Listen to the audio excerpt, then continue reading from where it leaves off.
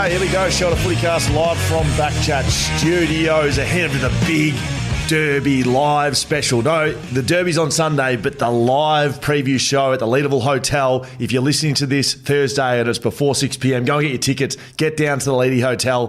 Sketty, you're going to be there, right? I've got to call footy, but I might come to the hippie club and join you after. It's about midnight. Yes, after party is at Hippie Club. Brilliant stuff. You can only get in there, though, if you get a ticket to the Derby show. Liam Duggan, Sean Darcy will be down there. The Shelter boys will be down there. We'll make them chuck the black Amex behind the bar and we'll shout beers. Going to watch the footy tonight. I'm excited about that. Port Adelaide, Essendon. Yep. Two teams that probably need to just get a little rig along, even though Port Adelaide were very good last week. So get down to the Leederville Hotel and enjoy yourself down there, Skeeter. Right, let's have a little look at what's going on. By the way, at the Derby preview show, we are giving 2 tickets away to the Derby. So we've got 2 free tickets, sold out. It is, about to say it's a sellout, which, credit to footy fans who've jumped on board 17th versus 18th, and so they still want to get along in big numbers on Sunday at 3:10. I love Saturday night derbies. I'm totally honest. I love the Saturday night derbies. Well, you're not going to get a Friday night derby. Maybe down the track you will. As a second, like with the second of 2 games, which I think's got some attraction locally. So it would be, it wouldn't be the first, right? It'd be the second game. Second game, and it'd be not good with times. No, but the first game would be the 7 Network game in terms of the rights, and the second one would be the Fox game. I think a bit like the Showdown. I think you could really, if 7 don't want to jump on that as a marquee match, which at the moment you don't. We need both sides to be good. Maybe win a game. That'd be handy for a start. Yeah, then we can start pushing it as a blockbuster. Where's Don King? What does that mean? Oh, is he Don King was a famous promoter. You don't remember Don King? Yeah, I do now. Yeah. Sorry, I just wasn't sure where you were going with it. All right, so make sure you get your tickets. If you don't have tickets to the Derby, you can get down tonight at the Leederville Hotel and enjoy yourself there and a chance to win 2 tickets to the Derby. You can use Shelter FootyCast at shelterbrewing.com.au for some beers as well, right, Skate? So make sure you do that. WA's best footy show right here on the Shelter FootyCast. WA's best beer in Shelter. If you want a bit of a discount, 10% off, use Shelter FootyCast right there. All right, Skate, let's get straight into it. It is Derby week. That's the biggest moment over here in the West. We're not going to break the teams down yet. We will get into that. But Derby week, like, is there a vibe over here? Like, are people excited about this, or do you think the slow starts has got people on the way down? Yeah, the latter. I don't think we're pumped for it just yet. It's always big on the day on the weekend, but because there's 2 elements. One, it's been going for such a long time, and you might say, so is Carlton Collingwood, so is Essendon and Hawthorn. So in that sense, you're right. We're probably used to it, and it's not such a novelty now. It's and the other thing, I keep saying it, there hasn't been one great derby at Optus Stadium for starters, in my opinion. One great game.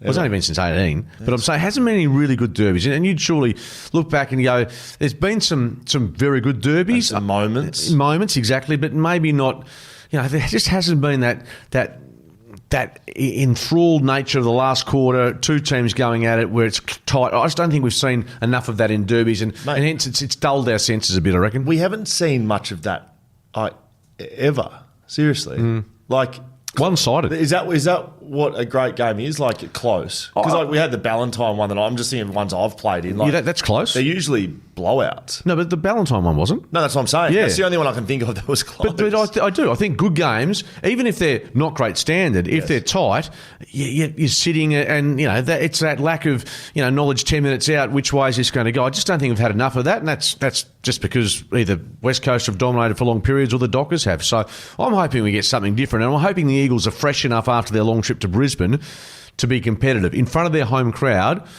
touch wood, I said that in round 1, I think they can be. Just have to bear in mind what they did in Brisbane and hopefully bring some of that intent back on Sunday. We'll break the game down in a second, Skate. We're going to get around the AFL, a couple of big issues. But before we do, about the Derby, big news, Skate, $1,000 fine for player misconduct. Harley Reid for flipping the bird. That is right. A little middle finger cost him $1,000.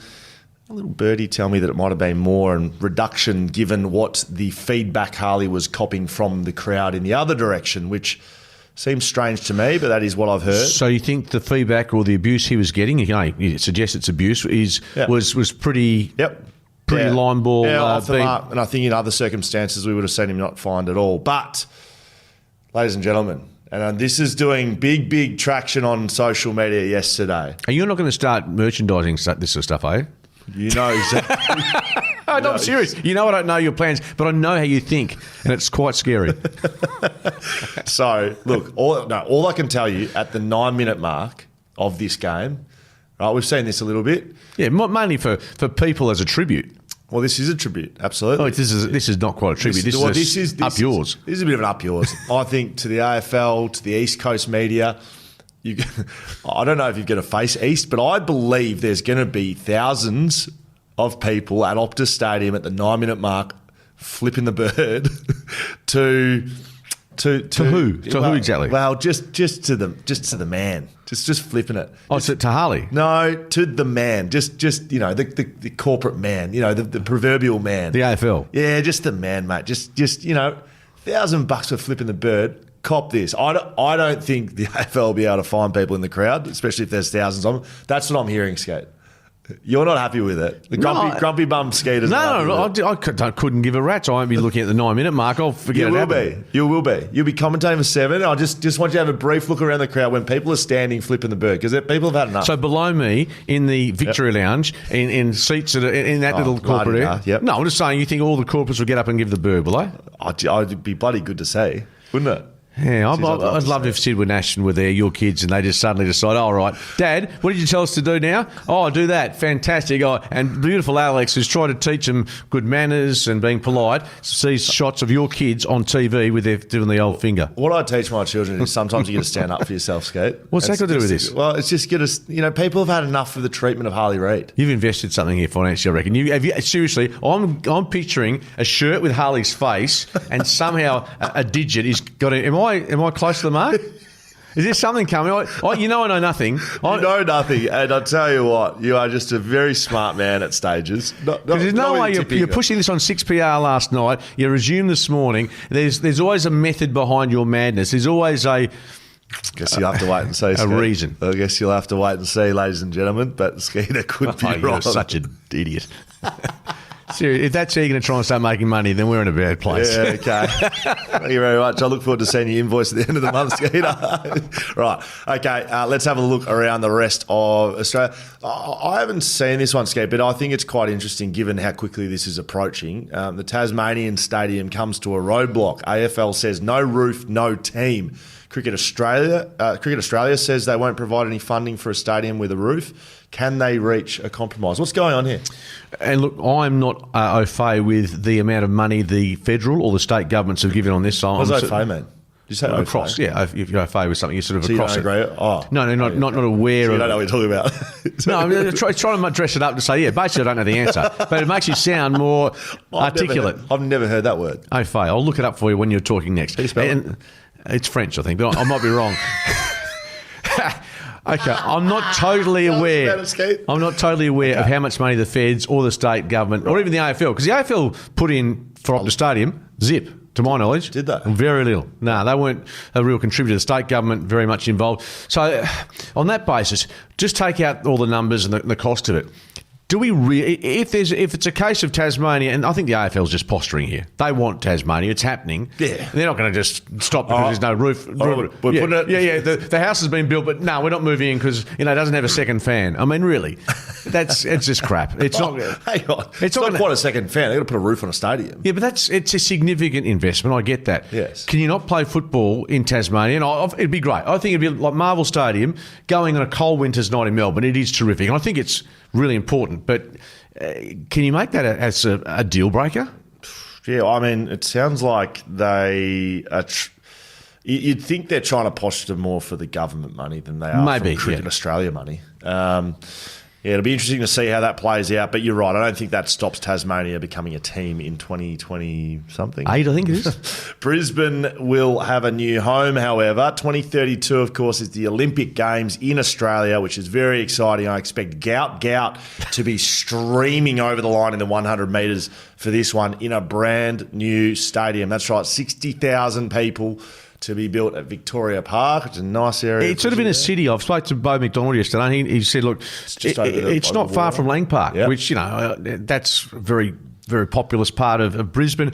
I think it's great. I know people are going to win. They'll always say there should be more schools and hospitals. I understand that. There's going to be criticism that a stadium is built anywhere. There was for Optus, yes. And now they've gone completely silent because it's been such a great investment, I think, for our state. So I think hopefully the same happens for Brisbane. The Gabba's a shithole. It's the worst stadium in the AFL. The away rooms are the worst. The playing on it has nothing to do with that's actually just the weather. But you're too young to remember. There used to be a greyhound dog track around that. Yeah, at the Gabba. Yeah. That's going back many decades ago. But as a kid, you're right. There's been a development that I've commentated cricket there. I've commentated footy there for 9.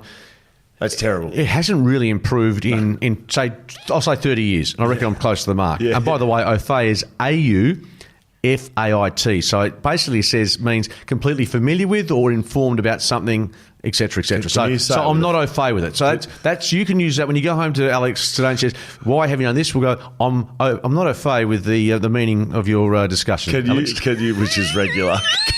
Can you put a French accent on and say it? Au fait. Canadian, of course. French Canadian. Oh, that's very good. All right, thank you for that lesson. What were we talking about? The roof, Mr. Reddings.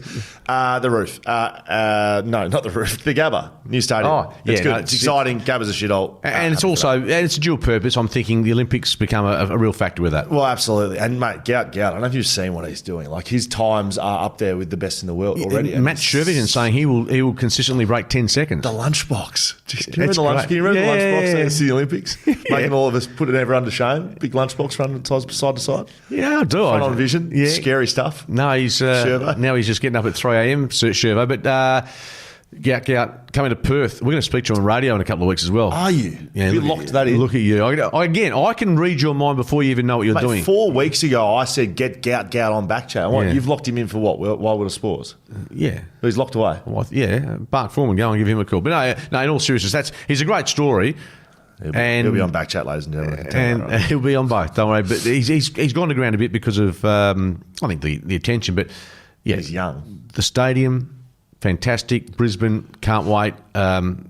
28, 29, 30 in that sort of early, another 5 or 6 years away, but it'll be terrific. Last one, you raised this last week around fixturing. This isn't so much about the MCG, but there was plenty of backlash off the back of the Lions and Eagles. Both CEOs spoke about it. We heard Chris Fagan talk about that he's never played a game at that time.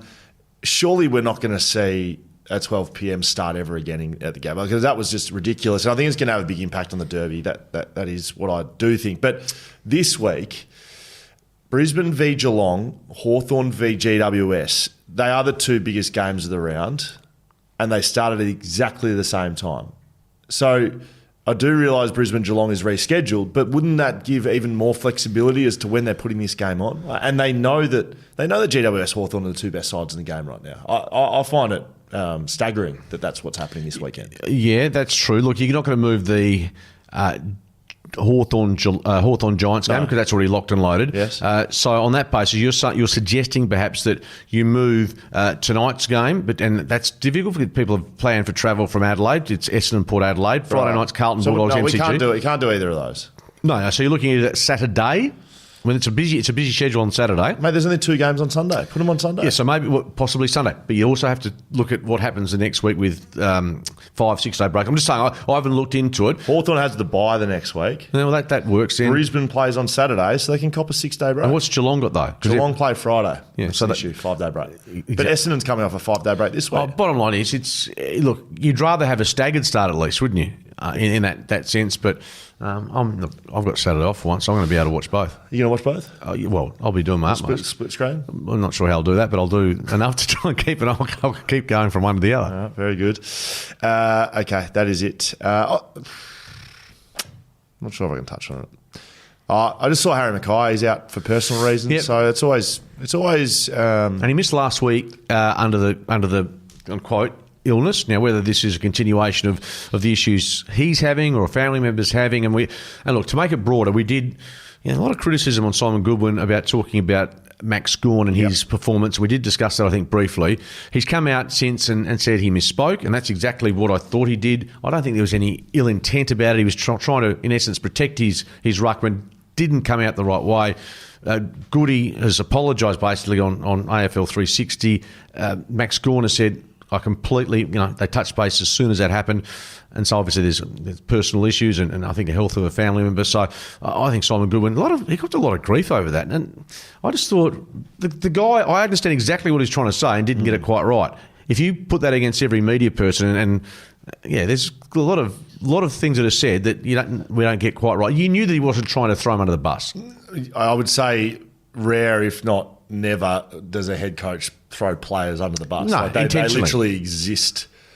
Yeah, well, the only reason intentionally and under the bus in a footy term, like they're trying to get a reaction. But in this sense, like there wouldn't be a coach in the country, not like AFL, but any coach that would throw their player under the bus for personal reasons. No, exactly. And I mean, the most obvious one, and it's so famous, is Malcolm Blight talking about David Pittman, pathetic Pittman after a match. That is throwing your player under the bus. But again, that's to get a reaction on field. So thank goodness that's put to bed. Just on Harry, look, Charlie looks underdone last week.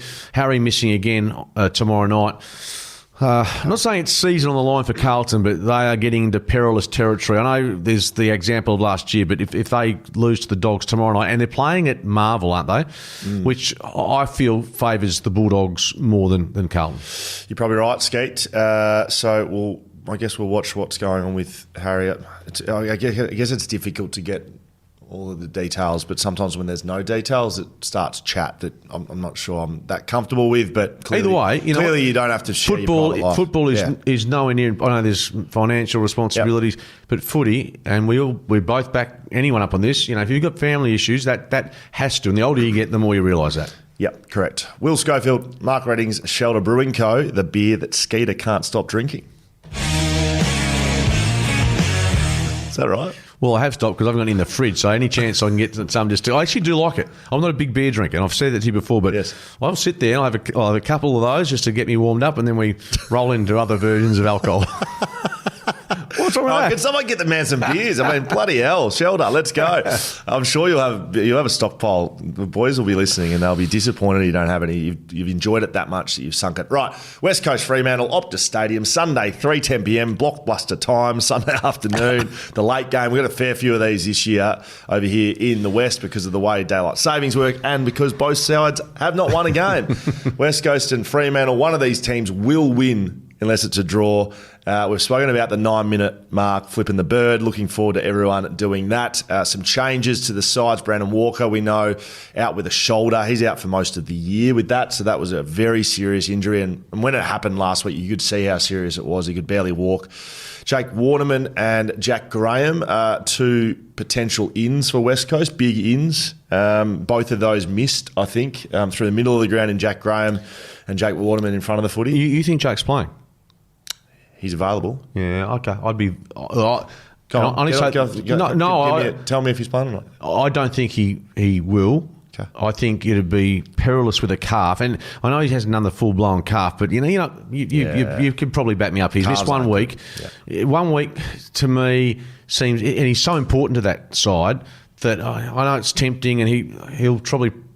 put his hand up. Which is what happened the first time. Yeah, he put his hand up to help his team. I'm saying, Joe, I don't care how good you feel, I'm giving him at least another week off. But you might be right. If he plays, then there's egg on the face again. Okay. Probably some questions for both sides. So Fremantle, I spoke about this Monday. I think their biggest issue is players standing up in moments. We spoke to Alex Pearce yesterday on 6PR, who I thought was really honest and open about it, and said that it's quite frustrating as a group that they haven't been able to stand up in big moments. They're aware of it. They spent a lot of time in the pre-season talking about it and executing it. But the biggest thing I picked up yesterday, Skeet, was him saying you can practice all you like in the off-season and pre-season in big moments, but it's not real. The pressure isn't there. The scoreboard isn't there. The crowd's not there. Nothing's on the line in pre-season training. So until you get into these moments in an AFL game, that's when you actually do the learning, and they still aren't executing. They're falling short. And you're right. They have trialled that and tried to work on the last 2 minutes, either defending or reclaiming the lead in a training sense. That clearly has not been mastered yet. A couple of stats. We won't sort of overload you with this though, but their forward half pressure factor, just 167 third lowest in the competition. So you combine the lack of forward pressure off the back of the fact that you yet to score a point from forward 50 stoppages this season. A point? A point. The only team that hasn't scored from that source, a forward 50 stoppage. So, yeah, right. Do you find that That's bizarre? Unbelievable. Sides up the top of the ladder are kicking regular 2 or 3 goals from forward stoppages. That's a huge stat, which I think's worth touching on. That being said, the Eagles have won just one of the last 7 derbies. What we do like is that their ground ball gets a lot better last week, plus 18 in the first half against Brisbane. Obviously, they fell away after half time in a lot of areas, but I thought there was a lot of positives out of that. I hope Liam Baker stays more mid. Yeah, I was about to ask about Liam Baker because he looked really good. And he's played a lot of footy there for Richmond too. And I don't think, it's almost a luxury to have him off half, but I think you have to try and generate some ball through him and Tim Kelly and those that go through the middle.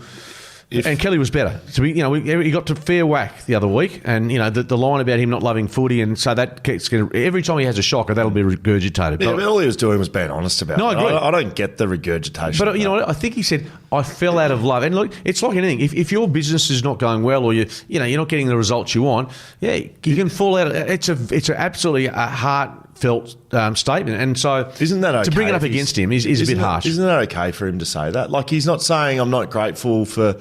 And I'm not going to try my guts out. Yeah, I don't get that. You know what? The media, and we are part of it, so hypocritical in asking players to give us something of yourself in terms of your character, your personality, and being honest. And when we do that, oh, great. We'll just file that away for when we need to use it. It happens. It's sad. And the media can point the fingers left, right and centre.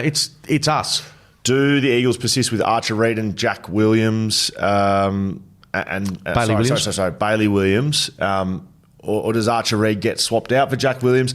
Look, I've seen Archer play the last couple of weeks. I know they have really high praise and excited about his potential. From what I saw from Jack Williams last year, I would have him slightly ahead. He's 100%. I think he's just advanced. I think he's advanced. And look, Archer, it's quite funny. Shouldn't laugh, but he cramped up last week along with the Tin Man. He couldn't move his joints. They were dragging him off. And he was trying his heart out. He's a young talent. I do agree. I think Jack Williams is probably not a long way forward, but enough to put him ahead of Archer at the moment. I really rate Jack Williams, and I'm not saying I don't rate Archer Reid, but every time I see Jack Williams play, he does something. And they kind of need that. He's a little bit more advanced in his development. Size, in terms of, It's round 1 in the Waffle next weekend. So that is also a little issue around who's playing and who's not. Bailey Williams, I thought, was much better than Flynn in the ruck. Enormous. They'll keep him in. The biggest one, Skeeter, you've read out stats before. How's this? Freo has kicked just 1 goal after the 20-minute mark of the 4th quarter in their last 5 games, conceding 76 points in that same time. That is outrageous. I would look. That's a very good stat. What I will say is, I think if you go back to round 1 this year, the Geelong game, I'm not sure how many they conceded in the last quarter. Not last quarter. After the 20-minute mark of the so I would suggest a lot of those goals came against Geelong. But you're right. That is something. How do you try and explain that away? Well, it's Q in the rack, and not we've won the game, but it's the inability to keep attacking in the game. Yeah, but you're saying Q in the rack in the last 6. They've lost their last 6, so clearly they haven't been trying to. But they've been rolled. They've been run over. Like there was games at the end of last year. I can't remember specifically who against, but clearly they've been Essendon. They should have had that. You need to maintain the rage, especially 20 minutes into the quarter. Like it's not the 28th minute. You need to maintain the rage for long enough, and then when it's appropriate to shut the game down, you need to shut it down. Can I just say this? And I agree with you exactly. But I saw a game last year where Carlton came over here, played I'm sure it was the Dockers. Either way, it was Paddy Cripps. He just grabbed the game by the scruff by himself and ensured that Carlton won that game. Who's the Dockers player? Now, Hayden Young is a class act. Who's the player who is the equivalent of a Paddy Cripps in terms of the leader in waiting, who can say, look, okay, this game's slipping away from us, or we need to ensure that the other mob doesn't get back in it? Well, I think it's Brayshaw. Okay. I think Caleb is your work rate in and under. I'm gonna outwork my. I'm just gonna go to work and be the distributor. I think Brayshaw's got more of an outside game than Sarong, and so that to me, I think he should be the guy. And those two specifically they've got to stand up because they're the two best players. They were held pretty much both weeks. Brayshaw was tagged in the first week by O'Connor. Last week they were both held by Rowbottom and James Jordan. I think in the Derby you need your best players to stand up. You flip the question to the other side. It's Harley Reid, and he did it in the first Derby last year. And I expect Harley Reid to have a huge game. I just think the attention, the bird flip, the scrutiny. He is a player that stands up in big games and big moments. He has done that as a first-year player. We so quickly forget what he did. He was voted by his peers as the best first-year player last year. He didn't win he didn't win the Rising Star because he was suspended. He had an outstanding year for a first-year player last year, and then suddenly he has. I think he's underprepared in a slight way. He doesn't look as fit as he could be, but he's a big game player. He will. I could almost guarantee he kicks a goal and has a moment, has a big moment. And I think there's another player that fits all those categories very well in terms of his fitness and what he can do. Shea Bolton was quiet, to say the least, last week. I think providing he's on top of the ground, I think he is... the Dockers, I know that it's a long-term view, but these are the sorts of weeks where you need to impose yourself and make a bit of a statement. So I think he's important. Brady Hoff probably goes to him. I'd probably send him. He's matched up on similar players. He was really good last week against Brisbane. In fact, when you look at some of the players that have improved for the Eagles over the past, say, 12 to 18 months, he's one that can, I think, put his hand in the air and say, yeah, there's real growth there. Can the Eagles win? Who are you tipping? I'm just concerned about them kicking a score, to be honest. I mean, Oscar Allen, if he gets shut down by whether it's Cox or Pearce or whoever takes the role, I just feel, and this is, he probably said the same thing 12 months ago when the Eagles beat them comfortably. Yeah, I that's where I struggle. If the Dockers are feeding him about this year, you don't lose this game. And I think the Eagles, I'm praying that they're really competitive and throw absolutely everything. Yeah, we want to see it. We don't want a passive performance. We've seen too many of those from both sides. I think the Dockers have the quality, and I think they have. They'll be challenged, but I think the Dockers win. Yeah, I hope Andrew McQualter, who is in his first Derby, I hope he builds it up. I always used to get a bit, like John Worsfold behind closed doors every now and then would build one up. Adam Simpson would as well. Oh, really? Because Simo didn't. You don't strike. Both of them, in front of the media, never. Yeah. Neither of them. But behind closed doors, every now and then, one a year or one every 2 years, one of the four, there'd be all right, we hate these blokes. It's us against them. I hope McQualter pulls that out. And it's aggressive and it's physical. And you know why? There's also, they can lean into this. It is an Eagles home crowd. Yep. And that, I don't care what you say, but it does make a difference. Well, mate, if Freo have got all the pressure in this game. Totally. But I'm saying, West have none. And if you can come out and play with some aggressive intent, you'll tell me. You can feel the energy in the crowd if you're starting to win some of those 50-50. Someone from the opposition doesn't quite put his head over the ball. You know that. You sense that, don't you? And if you have expectation going into it and you don't start well, which Fremantle haven't, they did last week, but other than that, they haven't. If they start poorly, crowd gets behind it, Harley kicks a goal. Mate, the thoughts start purling. Fremantle will win though. I think Freo will win. I think Fremantle will win well. That is my pick. I think they'll win by over 6 goals. What do you think? I'm only hoping it's not 6 goals because you and I are both there in a working capacity, and in fact, you're a judge in the Glendenning Allen Medal. So I don't know if I was allowed to release that. Well, I have yesterday through the WA Football. So yourself, Peter Bell, and Chris Robinson from the West. So whoever chose you obviously trusts you, regards you highly. Is this you? Is it? Well, it is me. So I don't know why I've ended up going to you. Maybe you're the easier first. I get really nervous about. I wasn't sure about whether I could speak about it or not, but I take it as a good honour. It's great. But I take it seriously, but I get nervous. I've done it once before. It's nerve-wracking. There are ex-players that have knocked it back when I've been asked to. I'd go and find 3 judges, and I agree with you. It's a great honour. But I've done it once for an Eagles Sydney. Was it HMAS Sydney game, best on ground? Yeah. I was consumed all match about not calling the game, about getting it right. And it actually is, you're right, it's stressful, particularly in a big game like a grand final, if you're putting 3 votes Will Schofield and every other pundit has David Mundy 3 and Carl Langner's out in the middle going Mark Reddings does the votes like Caleb Sarong, Andrew Brayshaw, Josh Tracy.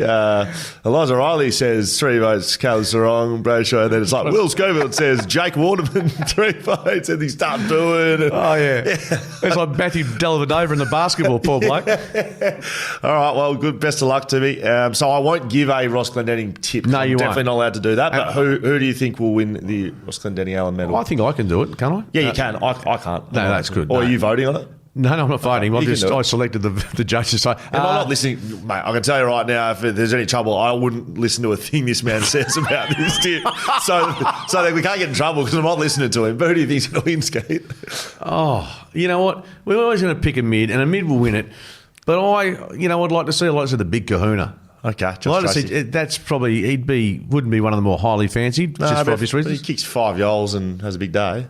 Yeah, exactly. And the defence, that's my call. There you go. Very good. Thank you very much. Let's whip through these, Skeeter. Essendon, Port Adelaide at Marvel Thursday night. That is tonight. We can see you at the Leederville Hotel. I will be at the Leederville Hotel from the start of this game having beers. So if you want to come and join me, come down and stick around for the show afterwards. There's a debutant in Tom Cochrane. Tell us about him, Skeeter. No, nothing. He will become the first.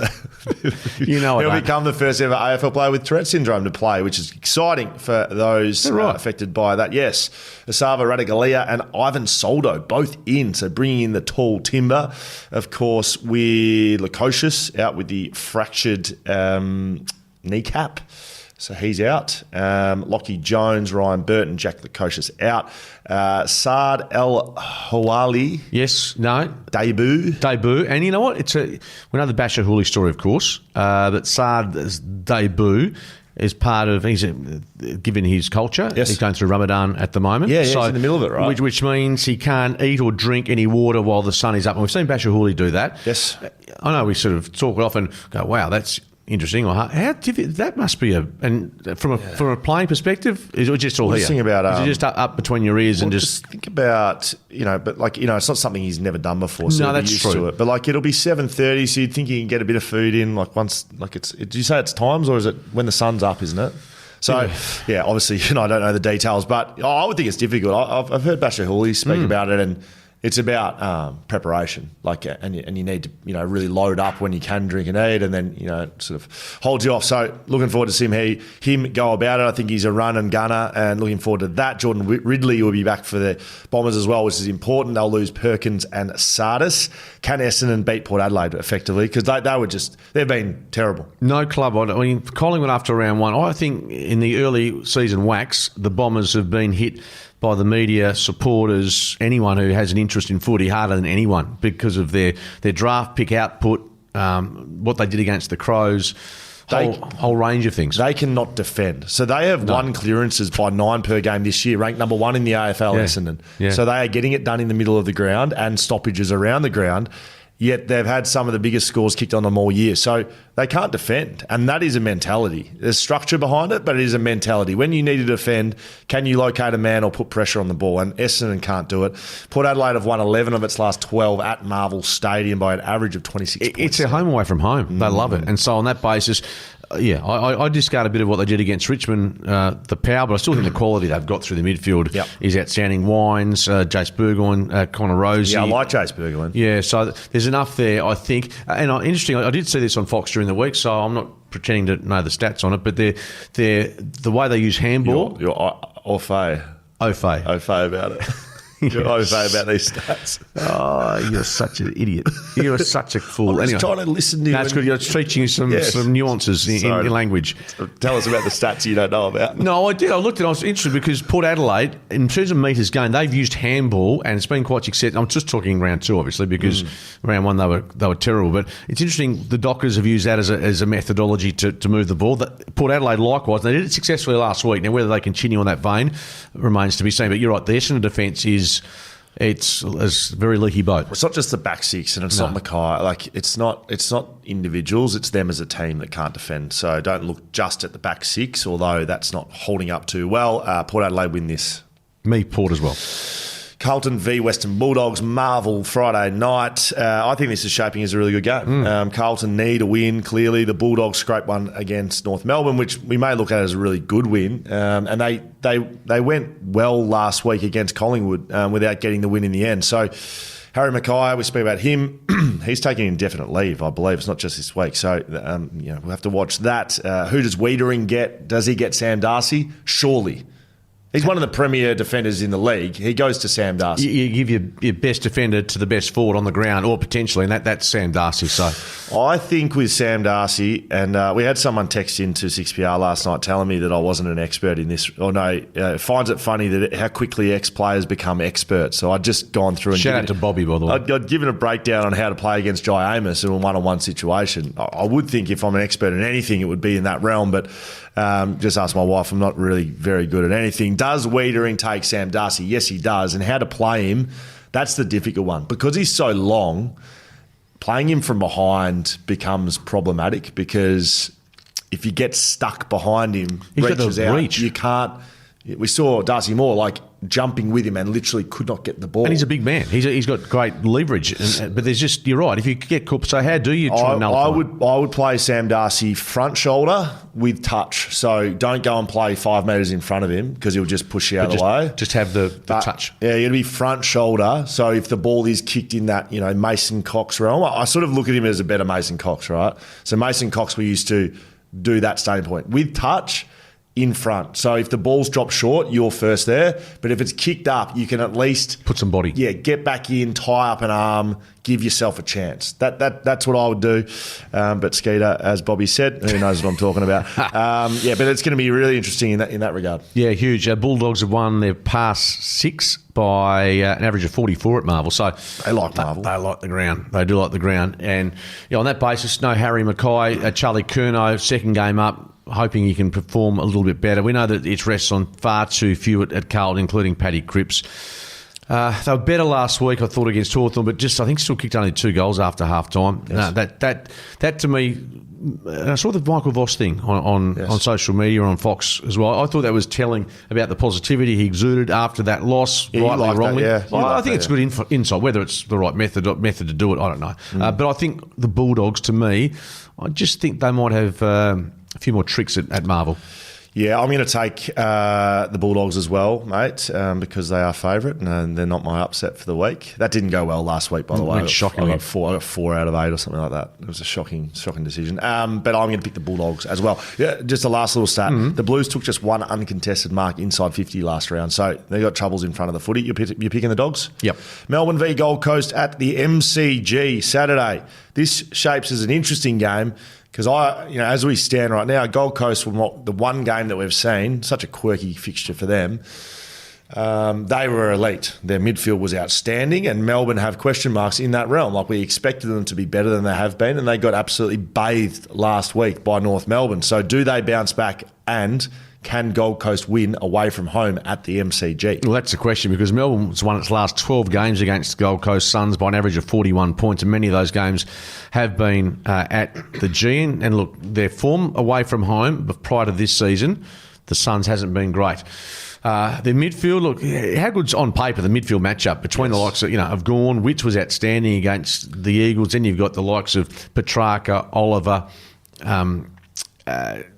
Viney up against Rowell, Anderson, Miller. It's really good. The difference here, the Melbourne ability or lack of it to hit the scoreboard and their forward options. Cosy Pickett's still missing, I think, isn't he, for at least one more week? Yes. So that on that basis, I think there's probably more talent in in fact, there's definitely more talent in the Gold Coast forward line with King and Co. there.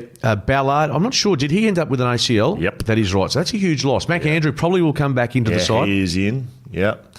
Charlie Ballard's a massive out for them because it'd be like, what we've seen at Hawthorn with Barris and Battle and being able to free Sicily up. They would have done the same with Andrew, but now he'll have to play back. Like, they won't go forward at all, I don't think.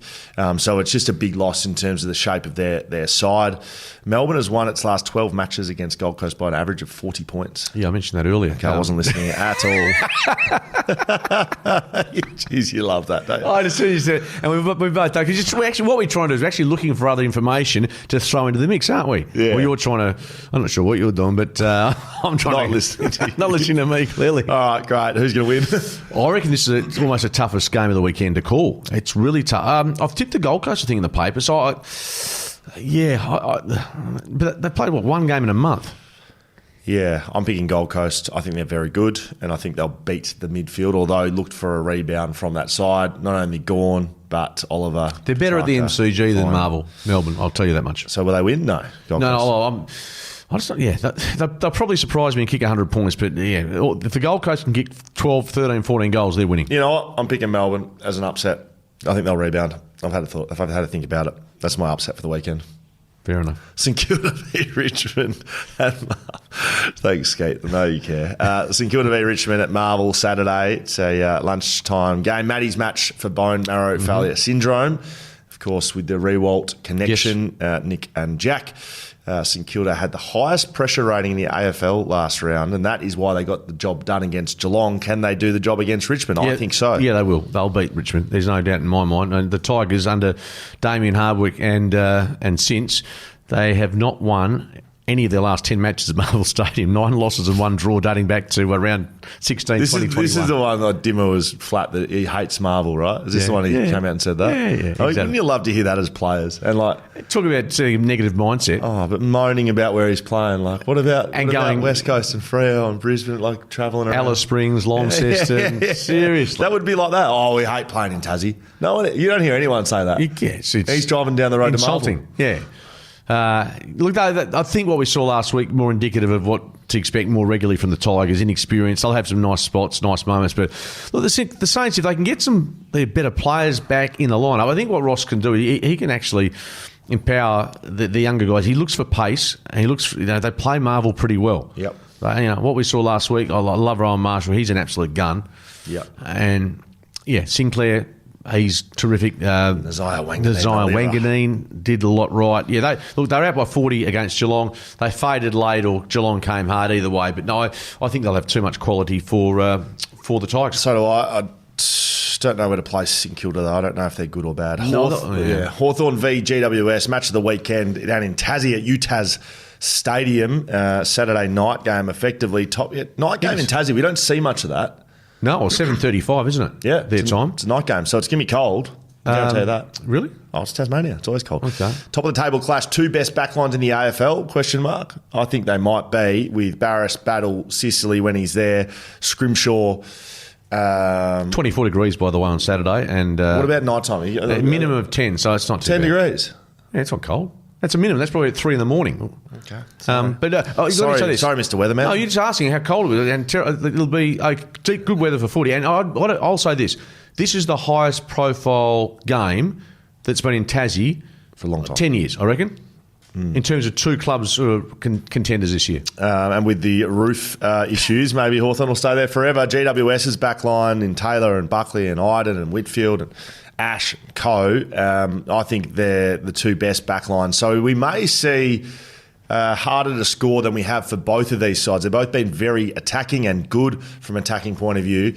I wonder what the weather does. Okay, I know the degree, how the temperature, but it's usually windy in Tassie as well. So you want to just get a wind reading down there as well. If you could get the windsock out, Skeet, that'd be great. Oh, come on. You got the temperature. No, I haven't. Have you got the temperature? Well, I'm not going to check. You got the humidity going. 48 hours out. We're not going to know whether it's going to be 15 Ks from the north-south-west. I don't know. Apparently you do. So no, I'll just give you a temperature. But it's quite funny. When I'm at the footy and someone asks me where the breeze is coming from, is it from the southwest or the south? And if it's on live on TV, all right.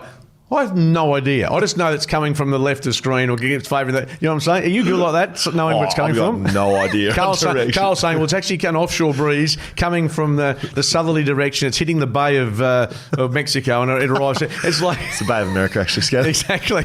Oh, in your world, yeah. No, Thanks, buddy. Just joking, Skeeter.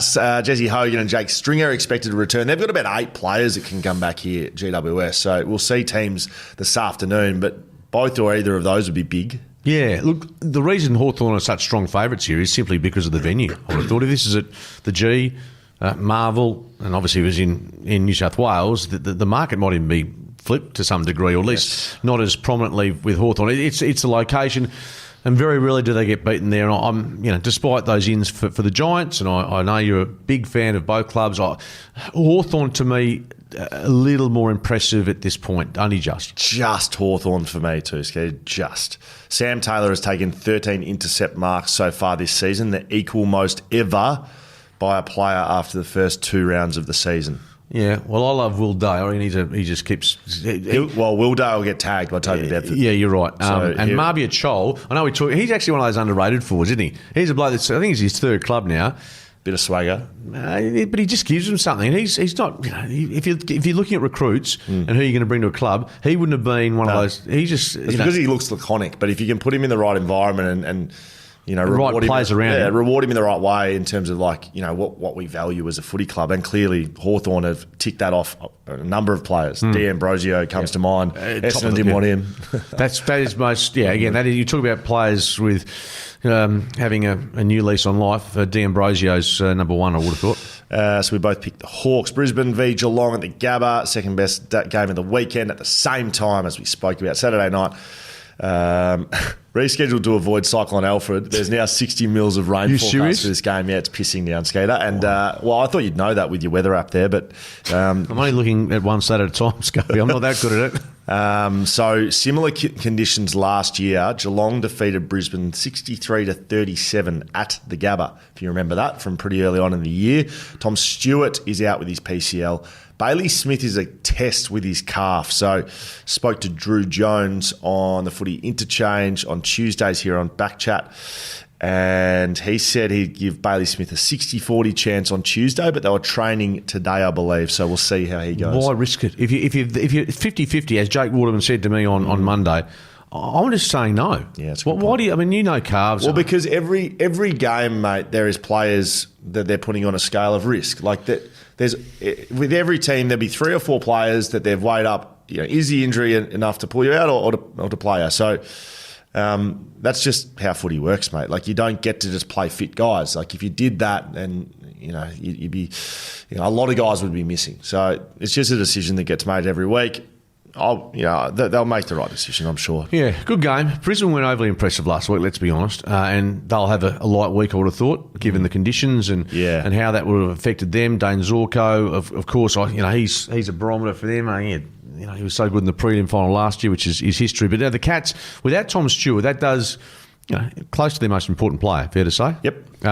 Their form up there, their form against Brisbane's not bad. They go okay against them, but unless, if you're going to start the year off and you're going to look at home ground advantage and a team of quality, Brisbane at home, unless you've got a compelling reason, I'm not tipping against them. No, I'm picking Brizzy as well with you on that. Useless stat, Lachie Neale has not polled a single Brownlow vote against Geelong in 18 games, and he's won 2 Brownlows.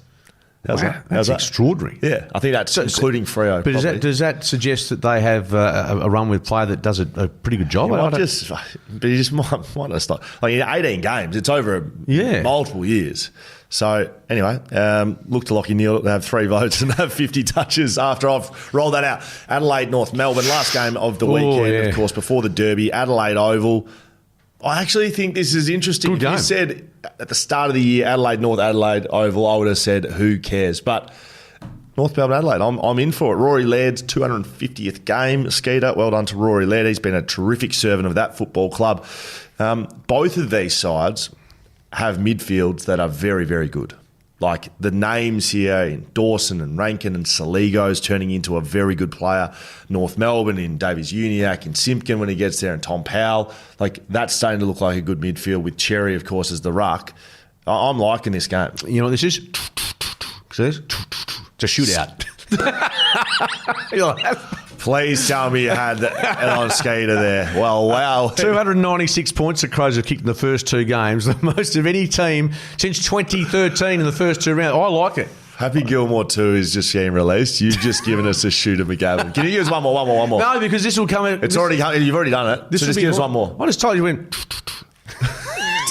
Shooter. A shootout. Shooter. Very So I'm good. going to still retain some credibility. You're looking nice. The waffle season launched this morning. Might have been somewhere, because Thursday's your day off usually, isn't it? Sort of, yeah. So I've been doing some work. I've got to work tonight as well. Good. Footy. Very good. Looking forward to it. You look very good. Who are you tipping? Mate, I'm taking You got to tip Adelaide. Adelaide to $1.10. That's super skinny. Yeah, look, I'll take Adelaide, but yeah, I think North Melbourne will challenge it. Well, that's exactly right. I didn't realise they were that heavily favoured. But yeah, Adelaide just at this point where they are going back to the old blighty years of Geelong. We'll kick 110, and if you can kick 120, you deserve to win. North Melbourne has never won at Adelaide Oval. There's another reason. Losing all 11 games here. 11 games. Average margin of 45 points. Talk about going in with it. I hope Clarko doesn't let them see any of that sort of stuff. Buys to Collingwood and Sydney. Skeet, that is the end of the wrap-up. Shelter Brewing Co. Beer fresh from the Busselton foreshore. Okay, Skeeter, a couple of questions and comments from last week's show, Monday's show. Oh boy, this is from Bon. Oh boy, Skeet hit a nerve with the Mason Cox call. Will Schofield comparison. Ha ha ha ha. That's the message. Because all I said was the social media stuff, and he likes to engage, and so do you. But I didn't think it was an insult to you. I just thought you both, and I think it's great that you're prepared to get involved, I just don't want getting abused. And you were pretty comfortable with it. If Mason Cox, I'm just going to just ignore you. Listen to you, shooter Reddings. It's just shoot out, I said. Not shooter.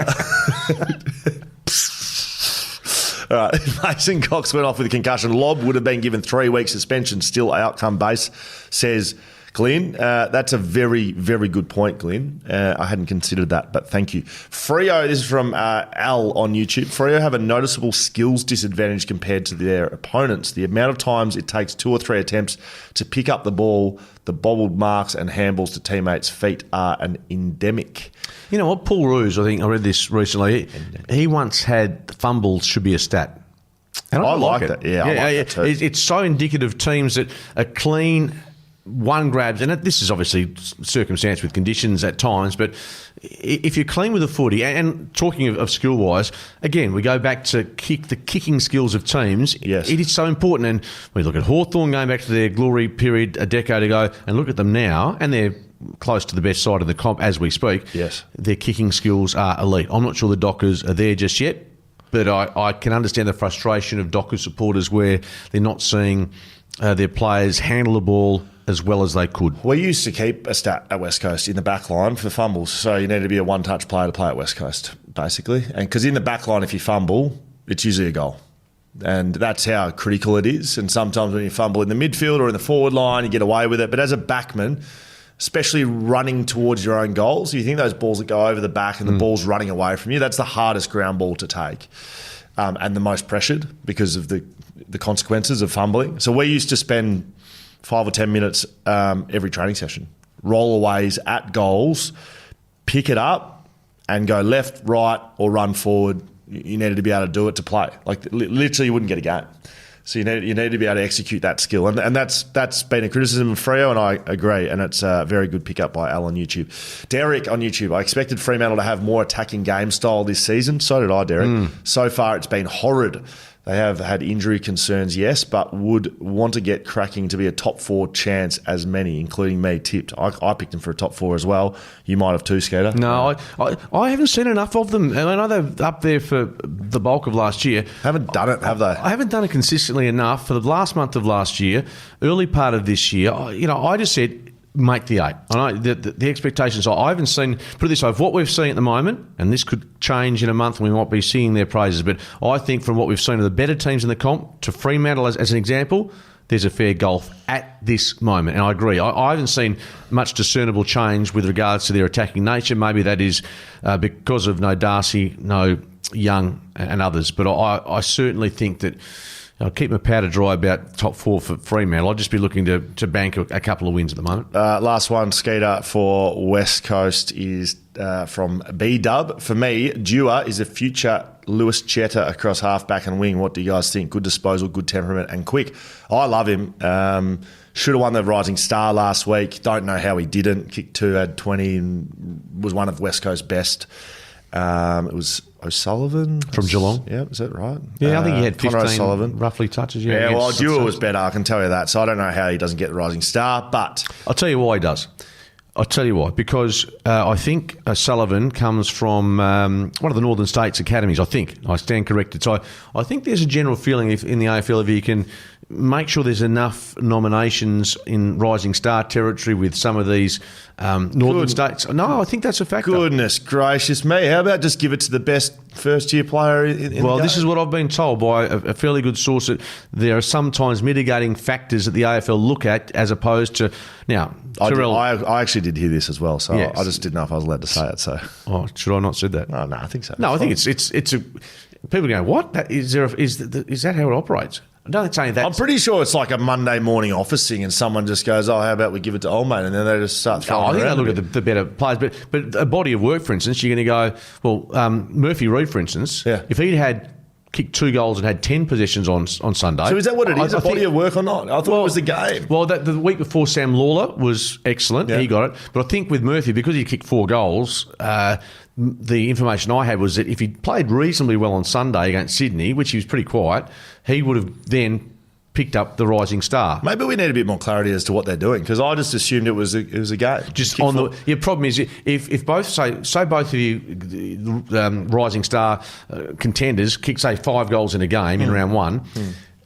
Then it goes to a body of work. So I think that's what they do in general. So I know what you're saying, but I can understand also the process where hopefully Murphy Reid, if he plays another good game, we'll get that honour. All right, Skate. I'll see you at Hippie Club tonight. That is us finished for the show.